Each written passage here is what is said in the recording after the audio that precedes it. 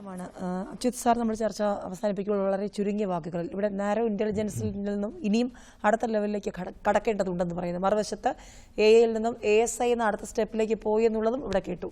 എന്താണ് സാർ വരും ദിവസങ്ങളിൽ? വളരെ സൂക്ഷ്മത വേണം, വളരെ പ്രധാനമന്ത്രി പറഞ്ഞതുപോലെ സുതാര്യത വേണം, വിശ്വാസ്യത വേണം, എല്ലാവരെയും ചേർത്ത് പിടിച്ചാകണം മുന്നോട്ട് പോകേണ്ടത്. എന്താണ് പൂർത്തിയാക്കാൻ? എനിക്ക് തോന്നുന്നു എല്ലാവരും ഇവിടെ ചർച്ചയിൽ പറഞ്ഞ് സൂചിപ്പിച്ച ഒരു കാര്യം, നമ്മളൊരു ഉടനടിയുള്ള ഒരു കാലഘട്ടത്തിൽ നമുക്ക് മറ്റ് സാങ്കേതിക വിദ്യകൾ പോലെ തന്നെ അത് വരുന്നു, കുറച്ച് തൊഴിലുകളെ അത് കൊഴിച്ചു കളയുന്നു, കുറച്ച് പുതിയ തൊഴിലുകൾ ഉണ്ടാക്കുന്നു, കുറച്ച് പേർക്ക് പുനർപരിശീലനം ചെയ്താൽ, അപ്സ്കിൽ ചെയ്താൽ, മുഹമ്മദ് പറഞ്ഞ പോലെ അപ്സ്കിൽ ചെയ്താൽ നമുക്ക് ജോലി തുടരാനൊക്കുന്ന സാധ്യത ഉണ്ടാകും. പക്ഷേ ഒരു ലോങ് ടേം, എൻ്റെ ഒരു വ്യക്തിപരമായിട്ട് ഉദാഹരണം പറഞ്ഞാൽ, ഞാൻ 1991 ആർട്ടിഫിഷ്യൽ ഇൻ്റലിജൻസ് പഠിക്കുന്നത്. കേംബ്രിഡ്ജ് യൂണിവേഴ്സിറ്റിയുടെ എഞ്ചിനീയറിംഗ് ലബോറട്ടറി പോയാണ് പഠിച്ചത്.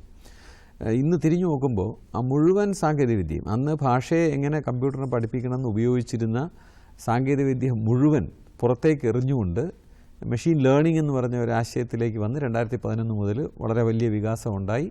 നമ്മൾ ChatGPT പോലൊരു സ്ഥാനത്ത് എത്തി നിൽക്കുകയാണ്. അപ്പം നമ്മുടെ നേരത്തെ ഉണ്ടായിരുന്ന കാഴ്ചപ്പാടെല്ലാം പെട്ടെന്ന് മാറിക്കൊണ്ട് ഒരു പുതിയ രീതിയിലേക്ക് നമ്മൾ പോകുമ്പോൾ ഇതിനെ കൈകാര്യം ചെയ്യാനായിട്ട് വളരെ ബുദ്ധിമുട്ട്, നമുക്ക് പ്രവചിക്കാൻ തന്നെ വളരെ ബുദ്ധിമുട്ടുണ്ട്. ഇപ്പോൾ ക്രിയേറ്റിവിറ്റി നമുക്ക് ഇതിന് കൊടുക്കാൻ സാധിച്ചിട്ടുണ്ടോ എന്ന് വെച്ചാൽ, എൻ്റെ അഭിപ്രായത്തിൽ അതിൽ തന്നെ നമ്മളെ ഞെട്ടിക്കുന്ന, ഇപ്പോൾ വിർജീനിയ യൂണിവേഴ്സിറ്റിയിൽ ഒരു ഇന്ത്യക്കാരനായിട്ടുള്ള വിദ്യാർത്ഥിയാണ്. അദ്ദേഹം വയലിൻ വായിക്കുമ്പോൾ കൂടെ ഒരു വയലിൻ മെഷീൻ ലേണിങ്ങിൻ്റെ സോഫ്റ്റ്വെയർ വെച്ച് കൺട്രോൾ ചെയ്തിട്ട് അദ്ദേഹം വായിക്കുന്ന രാഗം അതേപടി ഒരു വളരെ ടോപ്പ് ഗ്രേഡ് ആർട്ടിസ്റ്റ് ചെയ്യുന്ന പോലെ കൂടെ വായിക്കുന്ന അവസ്ഥയിലേക്ക് എത്തിക്കഴിഞ്ഞു.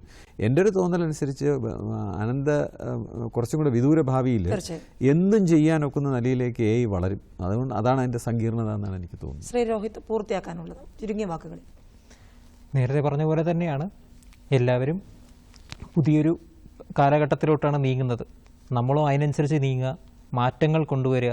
നമ്മളും അതിനനുസരിച്ചുള്ളത് മാറ്റങ്ങൾ കൊണ്ടുവന്നില്ലെങ്കിൽ ഈ പറഞ്ഞ പോലെ ജോലികളിൽ നിന്നും നമ്മൾ മാറിപ്പോവുകയും ചെയ്യും. അപ്പോൾ കഴിവതും നമ്മൾ എന്താണോ ലോകത്തിൽ ഇപ്പോൾ നടക്കുന്നത് അതിനനുസരിച്ച് വളരാൻ ശ്രമിക്കുക, അപ്ഡേറ്റ് ആവുക. ഇത് തന്നെയാണ് എൻ്റെ ഇതും പറയുന്നത്.